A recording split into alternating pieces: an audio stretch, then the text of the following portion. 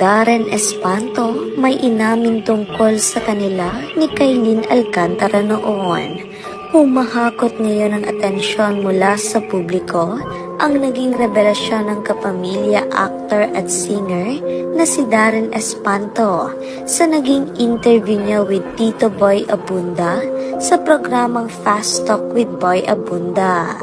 Marami nga ang nagulat at hindi makapaniwala sa naging pag-amin ni Darren tungkol sa naging relasyon nila noon ng kapuso star na si Kailin Alcantara. Matatandaan na nagkasama sina Darren at Kailin sa programang 8 Showtime noong April 10 at hindi nga napigilan ni Vice Ganda na biruin ang dalawa. Akala noon ng audience maging ng mga netizens ay dahil sa nalink pareho sina Darren at Kailin sa Legazpi twins na sina Mavi at Cassie. Ngunit may mas malalim pa palang dahilan kung bakit tinukso sila ni Vice Ganda. Sa interview nga ni Darren ay dito nito tuluyang ibinunyag kung anong relasyon nga meron sila noon ng kapuso star na si Kailin Alcantara. Inamin ng kapamilya singer-actor na si Darren Espanto na naging sila noon ng kapuso actress na si Kailin Alcantara. Saad ni Tito Boy, doon sa pangalawang shiniship sa'yo. I'm talking about Kailin. What is the true story? Sabihin mo sa akin ang totoo. Naging kayo? Sagot ni Darren, hindi ko po masagot ng yes or no kasi it was like parang puppy love kind of thing lang po yun. But there was sundot na tanong sa kanya ni Tito Boy.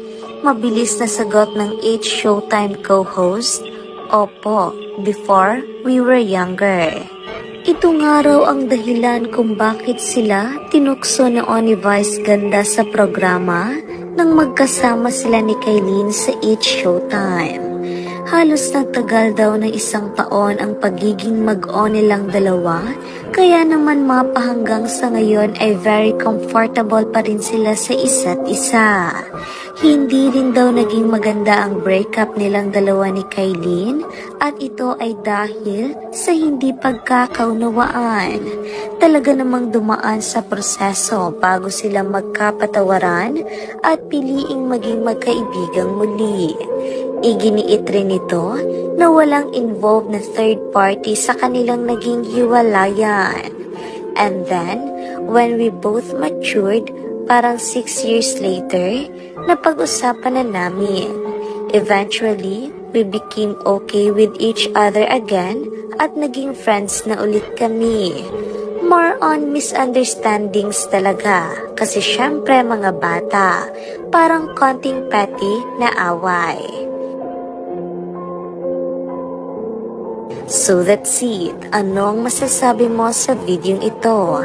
Huwag mahihiyang ibahagi ang iyong opinion sa ating comment section.